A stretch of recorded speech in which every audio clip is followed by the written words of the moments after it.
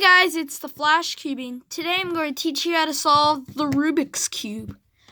So you may have tried to solve one of these before and then found out it was impossible. So the main reason for that is you probably did not know the method for doing it. There's a very specific method of solving it. And if you do not know that method, it's physically impossible to do it. So today I'm going to show you 7 steps, and each of those have a couple of different cases. So to follow this method, all you have to do is, once you get to the next step, by finishing the previous step, you will look at the cube and figure out which case you have. There's a couple of cases for each step. And so now, let's say we have this piece and it needs to go to the right. That's one case. And for that case, there's 1 arrow. So you do that 7 moves, and the piece will go where you want it to.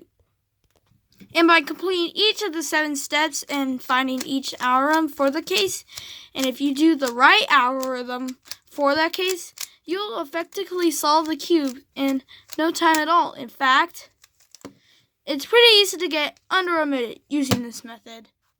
So probably the hardest part of this method for you is you're going to memorize the algorithms. So there's quite a few algorithms you need to memorize and what they do and when you need to use them. So this is what I used when I first learned how to solve a cube. These are all the algorithms, and I wrote it down in a piece of paper. And I would write it down on a piece of paper and just printing some of it out because it really helped you to remember it. Okay, let's get started. So first I'll shrink the screen down a little bit, and you see on either step side, these are the steps you're going to have to follow to solve the cube. So first I would watch through it and write it down. And if you ever get stuck, if you really don't know a step, just click back on one of those links, leave a comment below, and I'll get back to you. And just watch the video again as soon as you understand it. So I bet this is a good time to go over notation. So I'm going to write cube. So one notation is like a basic way of representing moves. So let's say we're holding the cube like this. This will be an R move, which stands for right. This will be an L move, which stands for left. This will be a U move, which stands for up. This will be a D move, which stands for down. This will be an F move, which stands for front. And this will be a B move, which stands for back. So if you want to turn the side clockwise, you'll just do that letter. So an R move will be like this. So you're turning the right side clockwise. An L move will be like this. A U move will be like this. D move will be like this. An F move will be like this. And a B move, you have to turn it back all the way, will be like this. Just put it back in the original place. Now if you want to turn the side counterclockwise, you put a little dash next to the letter, which is called prime. So this will be U prime, or counterclockwise U move. This will be F prime. This will be R prime, then this will be D prime accelerator. Now if you want to finally stream a move twice, you'll put a little 2 next to it. So an F2 will be like this. It doesn't matter if you turn like this or like this, it will get actually to the same result. Because if you see that red side is facing like that, it will look the same if we did it the other way. So this is R2, this is U2, this is B2, this is L2, etc. By stringing through these moves, you can create an algorithm. So let's say our algorithm is R, F prime, D2. You will do it like this. R, F prime, D2.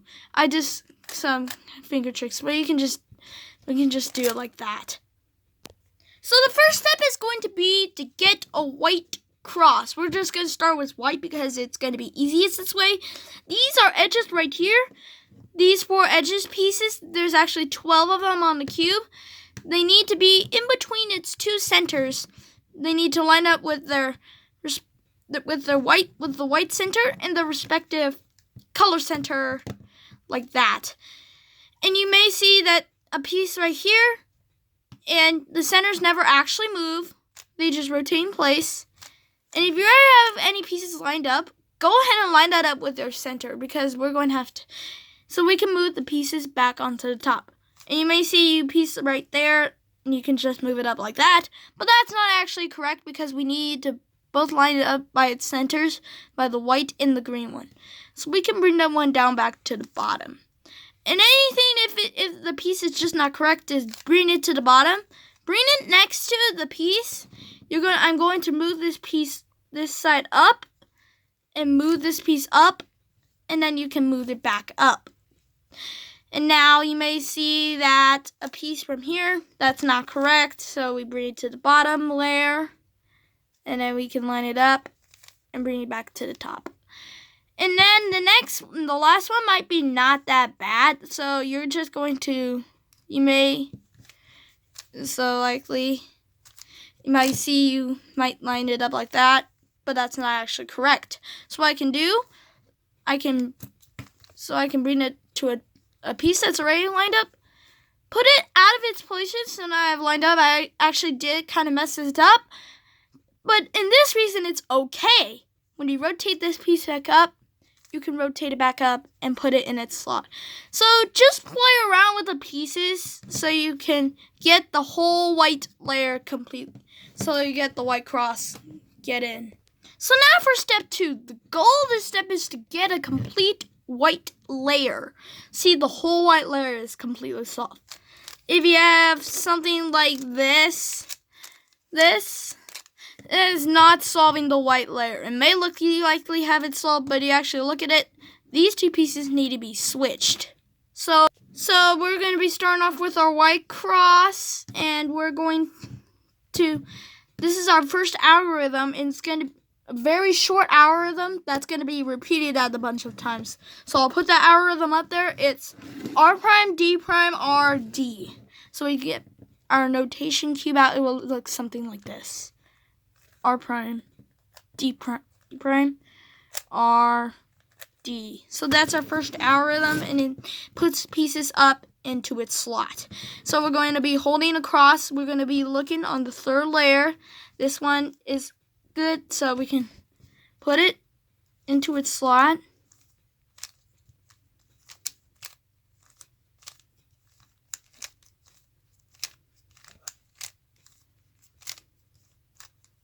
That piece is in. Now we can put this piece in. Now we can find the last piece, do the algorithm, and then put it in. Okay, so let's see if you can find any more white corner pieces on the bottom layer. So that's okay. That means they're up in their slots, but they might not be in the correct slots. So to take a piece out, you can just do that algorithm once. R-T, RD, move it underneath its slot, do your algorithm, and then finally this piece can be put in. Like that. So now for step 2, the goal of this step is to get the complete first 2 layers, or F2L complete. So you just complete the first layer, now you need to move on to the second one. So this is going to be with couple of algorithm pieces so you can get in. So we're going to be starting off with the light white layer on bottom, yellow on top. So we're going to check to make sure if it goes in the first 2 layers. An easy way to check if it goes on the first 2 layers to make sure if it has yellow on it. So this piece doesn't. So it's not in the correct slot yet, but we move this direction or this direction, it will get into the correct slot. In this case, it needs to go this direction, so we do an algorithm. This is going to be an algorithm. U, R, U prime, R prime, U prime, F prime, U, F. Just like that. Now we have this slot solved. So now we can look around the third row. This one right here, we can do the algorithm again. U, R, U prime, R prime, U prime, F prime, U, F, just like that. Okay, here's another case you can get. It can go this direction, but it's not. It needs to go to the left. And it needs to go to the left. You do another algorithm. U prime, L prime, U, L, U, F, U prime, F prime. Just like that. And now we can move, find the last piece, put it in its slot, just like that. So if you're looking on the top layer and this piece is yellow on it, this piece is yellow on it, and this piece is yellow on it, and this piece is yellow on it. That means they're in the slots, but they might not be in the correct slots. So to take a piece out, just do one of your algorithms once, And then we can use the last algorithm from here. Now we can put in the last piece, and we're done with this step. Here's another weird case you can get. You're almost done with the second layer, and you see a piece that's in its slot correctly, but it's orientated not. So we can just do the left algorithm from here, and then we can line it up and do it once more, like that. And now we have our first 2 layers, and now we're done with this step.